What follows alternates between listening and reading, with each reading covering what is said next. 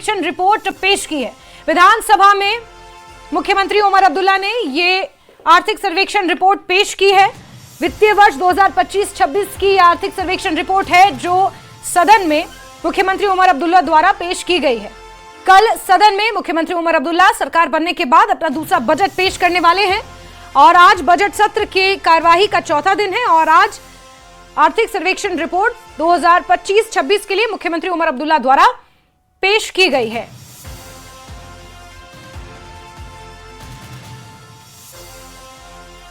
तो economic survey report पेश की है मुख्यमंत्री उमर अब्दुल्ला ने और कल सदन में मुख्यमंत्री अपना बजट पेश करेंगे। यह दूसरा मौका होगा जब मुख्यमंत्री का पदभार संभालने के बाद मुख्यमंत्री उमर अब्दुल्ला अपना बजट पेश करेंगे। 2024 के इंतखाबातों के बाद दूसरी बार मुख्यमंत्री अपना बजट पेश करने जा रहे हैं, लेकिन उससे पहले वित्त वर्ष 2025-26 के लिए आर्थिक सर्वेक्षण रिपोर्ट मुख्यमंत्री उमर अब्दुल्ला द्वारा आज सदन में पेश की गई है।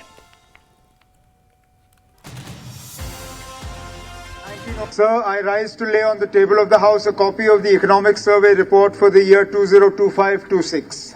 इकोनॉमिक सर्वे रिपोर्ट पेश की गई है। जनाब उमर अब्दुल्ला साहब। Sir, I rise to lay on the table of the House a copy of the Jammu and Kashmir Anand Marriage Registration Rules 2023 as required under Section 6(4) of the Anand Marriage Act 1909, Central Act 7 of 1909.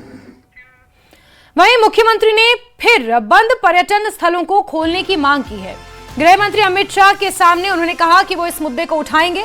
मुख्यमंत्री सभी पर्यटन स्थल खोलने की मांग करेंगे। गृह मंत्री अमित शाह जम्मू कश्मीर के दौरे पर आ रहे हैं और ऐसे में इस बीच जम्मू कश्मीर के जो बंद पड़े पर्यटन स्थल हैं उन्हें फिर से खोलने की मांग एक बार फिर मुख्यमंत्री उमर अब्दुल्ला गृह मंत्री के सामने उठाएंगे। आज जम्मू कश्मीर के दौरे पर गृह मंत्री हैं और पहलगाम हमले के बाद कई पर्यटन स्थल बंद कर दिए गए थे। लगभग 48 ऐसे पर्यटन स्थल हैं जम्मू कश्मीर में जिनमें से काफी पर्यटन स्थलों को अभी बंद रखा गया है और इनमें से कई पर्यटन स्थलों को दोबारा खोलने की मांग मुख्यमंत्री उमर अब्दुल्ला द्वारा उठाई जाएगी।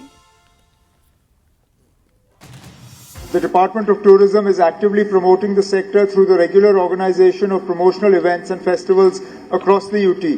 These initiatives create diverse livelihood opportunities by engaging event managers, transport operators, digital content creators, hospitality workers, guides, artisans and other service providers.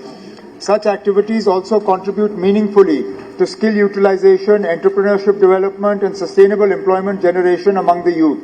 In addition, the Tourism Department outsources on a regular basis various assets like cafeterias, huts, parking areas, entry ticketing, etc., which provides direct and indirect employment to youth.